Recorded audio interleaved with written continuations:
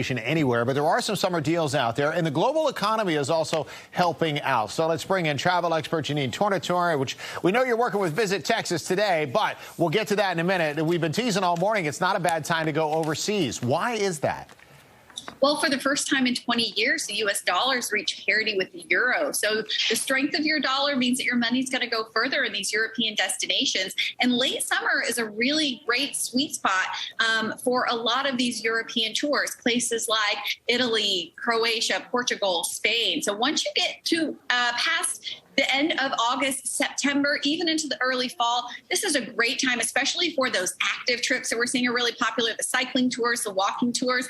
And right now we're starting to see the discounts come into play as demand dips. So you have big tour operators like Explore Worldwide that they put together a lot of those active trips. I just found a discount. They have $200 off any European trip, book by the end of July, travel by the end of October. So now's the time when you can start taking advantage of some of those discounts that are going to be happening. Yeah, I did that last year, early October, and you're right. You know, a lot of folks, once the kids go back to school, the family travel stops, and it's not nearly as crowded in some of those destinations. Real quick, last thing on the European travel. When you get there, yes, the exchange rate is perfect for the U.S. dollar right now to go farther.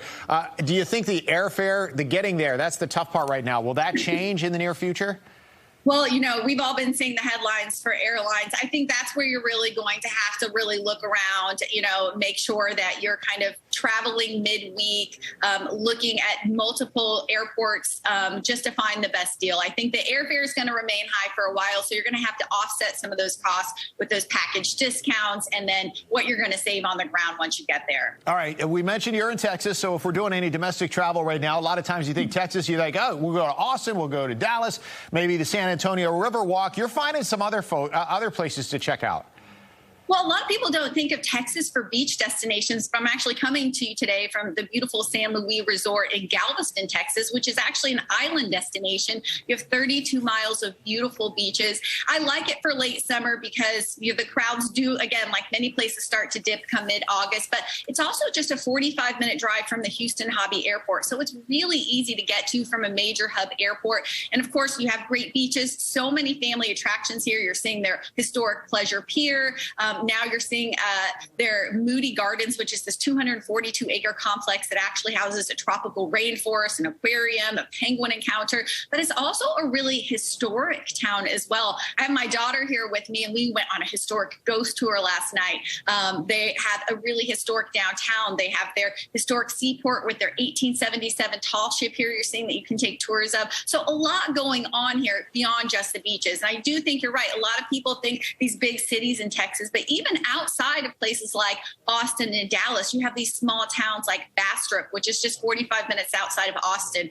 Great for music, has that historic Main Street. Right outside of Dallas, you have Garland, Texas, which actually has some of the best hotel rates in the Dallas-Fort Worth area. They also, again, have a great art scene and lots going on where you're going to find a lot of that Texas charisma in these small towns outside of the cities. All right, big picture, when we're looking at the rest of the summer here, if we can still squeeze in a little vacation or maybe into the fall, where do you think folks are going to go? Because, you know, we had that big run for a while at the national parks, outdoors in the springtime and in the early summer. Folks wanted to go there.